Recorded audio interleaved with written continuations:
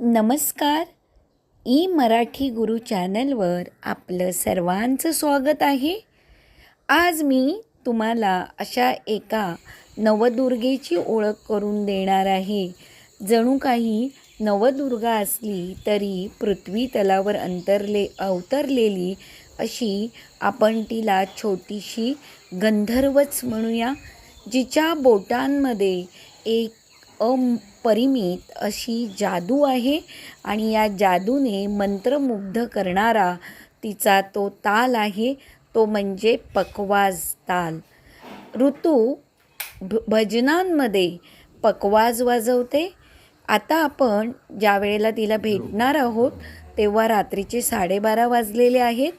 2 भजनांमध्ये तिने पखवाज वाजवलेला आहे.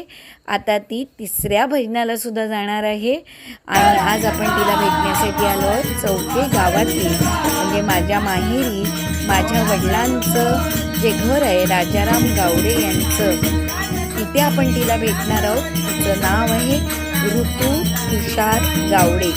पाहूया तर ऋतूच्या बोटातली जादू या भजनातून.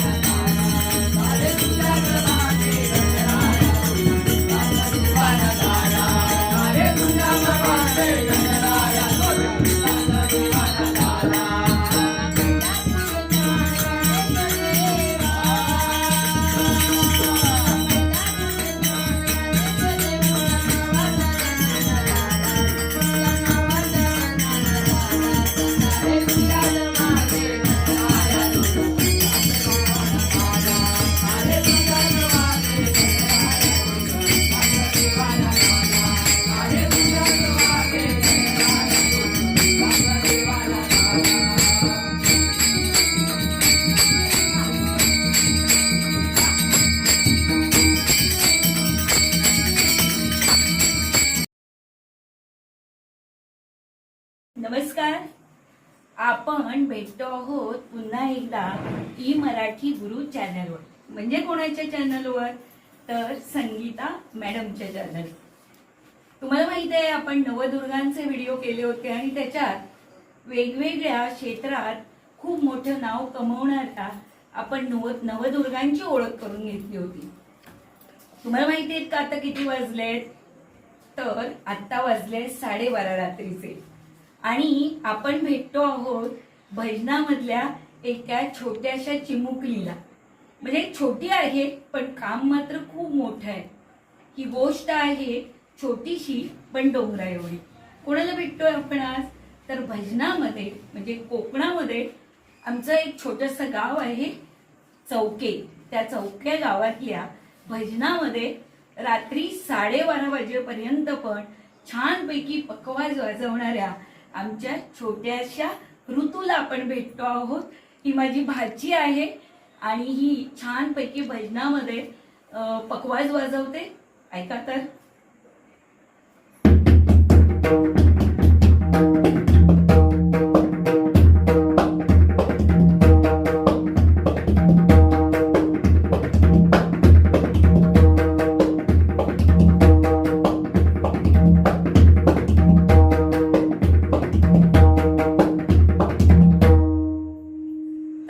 पखवाज म्हणजे तसं बघायला गेलं तर पुरुषांनी वाजवण्याचं वाद्य आहे, कारण खूप हार्ड आणि कठीण वाद्य आहे.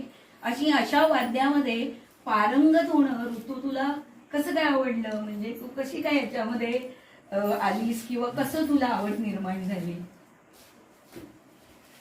आपली गावातली संस्कृती आणि काय म्हणतात ते आपला वारसा हळूहळू संपत चाललाय, कुठे कुठे नाहीसा होत चाललाय. त्यामुळे हे कुठेतरी असं उघडकीस किंवा समोर आणण्यासाठी या क्षेत्रात मी उतरली.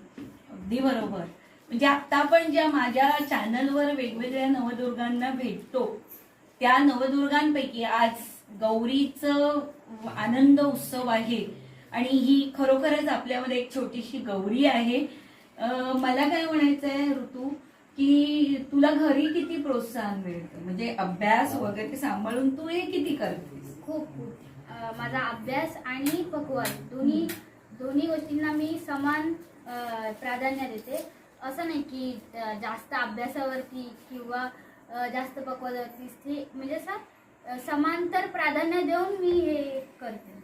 अगदी बरोबर. म्हणजे पण मग तुला अभ्यास आणि ही जी कला आहे पकवाज वाजवण्याची, यांना तू संलग्न करते, म्हणजे एकत्र आणते, त्यावेळेला तुला काय फरक जाणवतो? म्हणजे आत्ताच्या आमच्या पिढीला काय सांगशील तू की कला ही मानसिक स्वास्थ्य मिळवण्यासाठी किती चांगली आहे?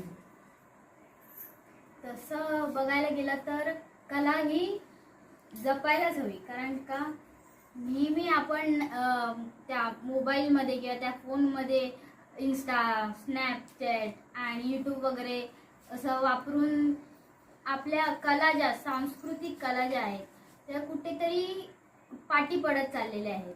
जर अशा आपण कला जास्तीत जास्त जोपासण्याचा प्रयत्न केला तर आपली मराठी संस्कृती, आपल्या महाराष्ट्राची संस्कृती ही नक्कीच कुठेतरी पुढे किंवा चांगली ह्याच्यात येईल, प्रकाशात येईल. बरोबर, अगदी बरोबर. फार वेळ झाला आहे.